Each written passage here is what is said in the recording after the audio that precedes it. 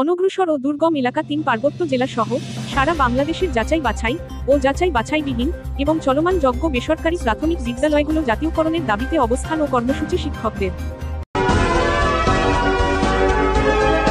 কঠিন হতে পারে, এটা প্রত্যেকের অন্তর্গত সরকার।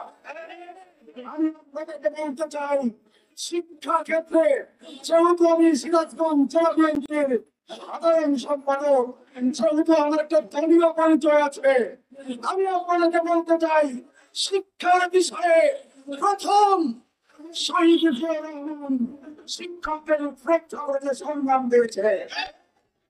আপনারা জানেন যে শিক্ষকরা এক সময় বেসরকারি শিক্ষা প্রতিষ্ঠানগুলি আছে, শিক্ষকরা এক সময় অবসর নিত, কিন্তু অবসর নেওয়ার পরে একটা কলম অথবা একটা ছাতি নিয়ে বাড়িতে যেতে হলো।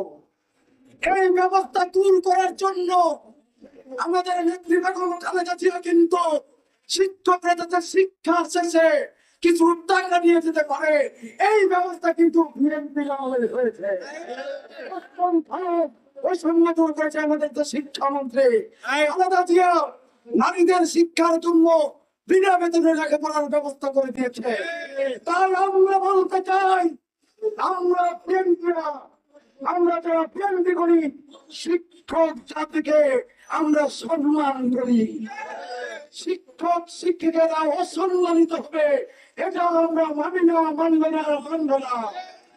আমাদের সম্মানিত জাতিকে সম্মানের সঙ্গে রাখতে চাই। তাই এই অন্তর্বর্তীকালীন সরকারের কাছে আমার দাবি হলো, অনতি বিলম্বে এই বেসরকারি প্রাইমারি শিক্ষকদের দাবি মেনে নিয়ে তাদের ঘরে ঘরের ব্যবস্থা করে দেন। যদি তাদের ঘরে ঘরের ব্যবস্থা না করে দেন, আমরাও তাদের সঙ্গে থাকবো। সবার ধন্যবাদ জানিয়ে আমার বক্তব্য এখানে শেষ করছি।